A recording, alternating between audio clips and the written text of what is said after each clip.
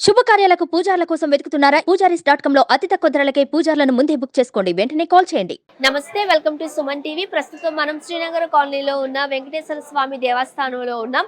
ఈ రోజు వైకుంఠ ఏకాదశి సందర్భంగా తెల్లవారుజాము నుంచి దేవాలయానికి భక్తుల తాకిడి పెరిగింది.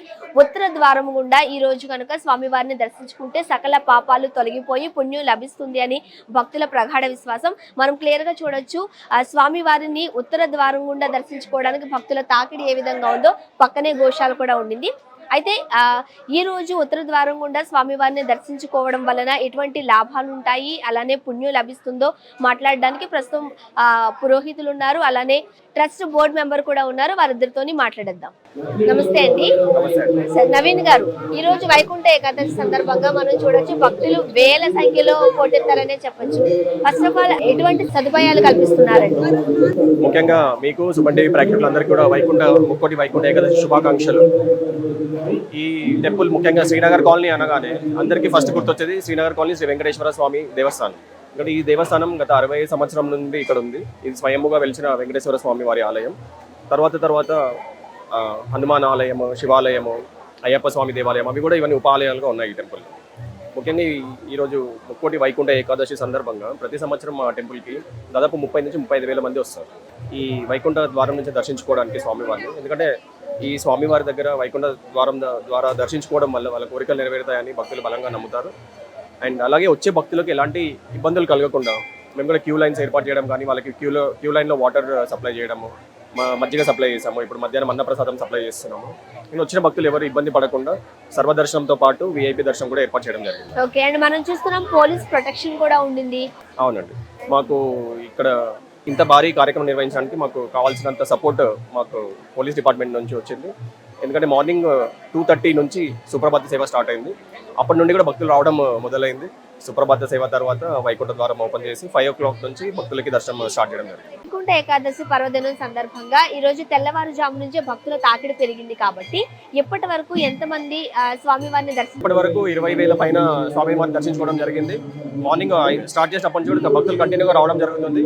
ఈవినింగ్ వరకు 30 నుంచి 35,000 మంది వస్తారని అనుకుంటున్నాను. ఓకే, అండ్ ముఖ్యంగా శ్రీనగర్ కాలనీలో ఉన్న వెంకటేశ్వర స్వామికి విశిష్టత ఉంది కాబట్టి చాలా మంది సెలబ్రిటీస్ కూడా స్వామివారిని దర్శించుకుంటున్నారు అని వినున్నాము. ఇప్పటి వరకు ఎవరైనా వచ్చారా? అవునండి, మార్నింగ్ ఇంతకుముందు తనికెళ్ళ బర్ని గారు వచ్చి వెళ్ళారు. ఈరోజు ఉదయం కళ్యాణ్ గారు వచ్చారు. చాలా మంది వచ్చి వెళ్తున్నారు. ఎందుకంటే ఎక్కువ పబ్లిసిటీ చేయకుండా ఇబ్బంది అవుతుందని, వాళ్ళకి ఇబ్బంది అవుతుంది, మనకు కూడా ఇబ్బంది అవుతుంది. ఎక్కువ పబ్లిసిటీ వచ్చి దర్శనం చేసుకొని వెళ్ళిపోవడం జరుగుతుంది. ఓకే, ఈ రోజు ఎన్నింటి వరకు దేవాలయం తెరిచి ఉంటుందండి? ఈ రోజు ఈవినింగ్ భక్తులు ఎంతసేపు వస్తున్నారు అంతసేపు ఉంటుంది. ఎందుకంటే ఈవినింగ్ కూడా చాలా మంది వస్తూ ఉంటారు. ఎవరైనా ఆఫీస్కి వెళ్ళారో మార్నింగ్ రాలేకపోయిన వాళ్ళంతా కూడా ఈవినింగ్ వచ్చి మళ్ళీ దర్శనం చేసుకోవడం జరుగుతుంది.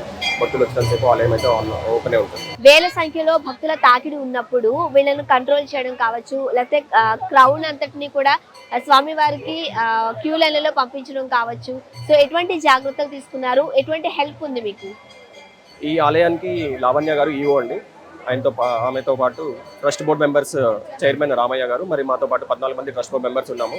అలాగే ఆ టెంపుల్లో వర్క్ చేసే స్టాఫ్ కూడా ప్రతి ఒక్కరు కూడా మాకు చాలా సహకారాన్ని అందించారు. ఈ ప్రోగ్రామ్ని సక్సెస్ చేయడానికి టెంపుల్లో పనిచేసిన పంతులు గారు అన్నిటికన్నా మెయిన్ పాత్ర వాళ్ళదే.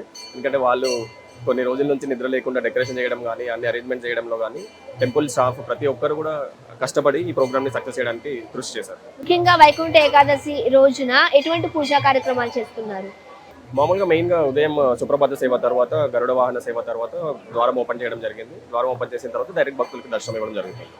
ఇక్కడ మెయిన్ ఈరోజు ప్రత్యేకతనే అది. వైకుంఠ ద్వారం నుంచి వెళ్ళి భక్తులు స్వామివారిని దర్శించుకోవడం వల్ల వాళ్ళకి మంచి జరుగుతుంది అని నమ్మకం.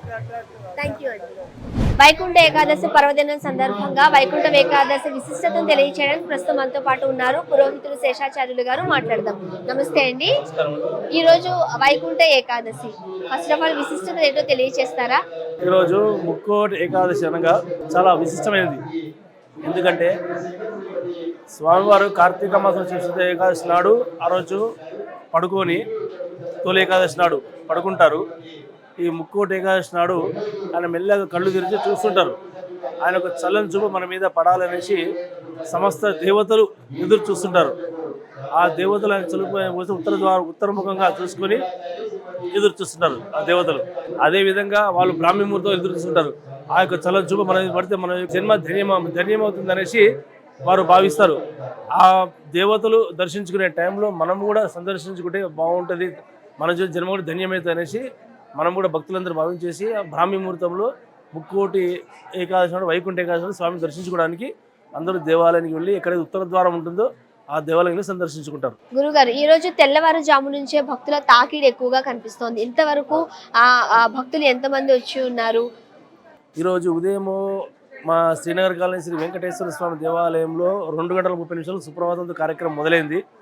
దానికి సుమారు ఒక 500 మంది వచ్చారు. దానికి ఒక లిమిట్ పెట్టుకోవాలి. అయిపోయినాక కార్యక్రమం వరకు మాకు 4:30 5 గంటలకి ఉత్తర ద్వారం ఓపెన్ చేసాము. అప్పటి నుంచి ఇప్పటి వరకు సుమారు ఒక 50,000 మంది స్వామిని దర్శించుకున్నారు. 50,000 మంది స్వామిని దర్శించుకున్నారు. వారికి ఎలాంటి అసౌకర్యం కలగకుండా మా దేవాలయం సిబ్బంది, మా అధికారులు అందరూ కలిసి వారి క్యూ లైన్లో కానీ తాగడానికి మజ్జిగ కానీ ఎలాంటి అసౌకర్యం కలగకుండా క్యూ లైన్ సాఫీగా జరగడానికి మా దేవస్థానం వారందరూ బాగా శ్రమించారు. ఈ రోజు ముక్కోటి ఏకాదశి సందర్భంగా ఉదయం నుండి సాయంత్రం వరకు స్వామి వారికి ఎటువంటి పూజా కార్యక్రమాలు నిర్వహిస్తూ ఉంటారండి? స్వామివారికి ఈరోజు పూజా క్రమాన్ని వెన్ని చేసిన ఉదయం స్వామివారికి ఈరోజు భగవత్ ఆరాధన, తర్వాత ప్రబంధ సేవాకాలము, తర్వాత గరుడ వాహనం మీద స్వామివారికి ఊరేగింపు, తర్వాత ఊరేగింపును తీసుకెళ్లి ఉత్తర ద్వారం పెట్టడం, ఆ తర్వాత స్వామివారి మా ఆచార్యులు నమ్మాళ్ళ వారి యొక్క తీసుకెళ్లి ఆయన ఫస్ట్ ఆచార్యులు దర్శించుకున్నాక మనం దర్శించుకోవాలి. అంటే ఏదైనా ఆచార్యుల అనుగ్రహం లేనిది మనకు భగవంతుని అనుగ్రహం కలగదన్నట్టు. అందుకని ఆచార్యులు దర్శించుకున్నాక మనం దర్శించుకొని తర్వాత భక్తులకు దర్శనం ఇవ్వడం జరిగిందన్నట్టు. ఈ రోజు స్వామివారిని దర్శించుకోవడం వలన భక్తులకు ఎటువంటి పుణ్యం లభిస్తుందంటారు? ఈ రోజు స్వామివారి దర్శనం భక్తులు ఎలాంటి పుణ్యం అంటే వాళ్ళ జీవితంలో తెలిసి తెలియకపోయిన తప్పులు చేసినా కూడా అవన్నీ తొలగిపోయే అవకాశం ఉంటుంది. కనుక ముక్కోటి ఏకాదశి వైకుంఠ ఏకాదశి స్వామిని దర్శించు చాలా మంచిదనేసి, ఈరోజు ఉపవాసం ఉంటే కూడా మంచిదనేసి శాస్త్రాలు చెప్తున్నాయి. ముఖ్యంగా శ్రీనగర్ కాలనీలో ఉన్న వెంకటేశ్వర స్వామి దేవస్థానానికి విశిష్టత ఉందండి. గుడి విశిష్టత గురించి తెలియజేస్తారా? ఈ దేవాలయము ఒక కొండ మీద ఒక 50 సంవత్సరాలు 60 సంవత్సరాల క్రితము ఒక పురాతనమైన కొండ మీద చిట్టడి మీద ఉండే చిన్న గుడి మీద. అందులో ఒక భక్తులు రోజు ఒక పూజ చేసి ఉండేసేసి ఈ చుట్టుపక్కల గ్రామాలకు వెళ్ళి ధూపదీప నైవేద్యం చేస్తున్నారు. తర్వాత కాలక్రమేణా ఇది కొంచెం బాగా అభివృద్ధి చెందేసి ఈ కాలనీ వాసులందరూ కలిసేసి పక్కన ఏలాడు వాళ్ళు కలిసేసి దేవాలయం అభివృద్ధి చెందేసేసి దీని యొక్క పునర్నిర్మాణాన్ని తీసుకొచ్చారు అన్నట్టు. ఈ రోజు ఉదయం 5 గంటలకే దేవాలయం తలుపులు తెరిచారని చెప్తూ ఉన్నారు.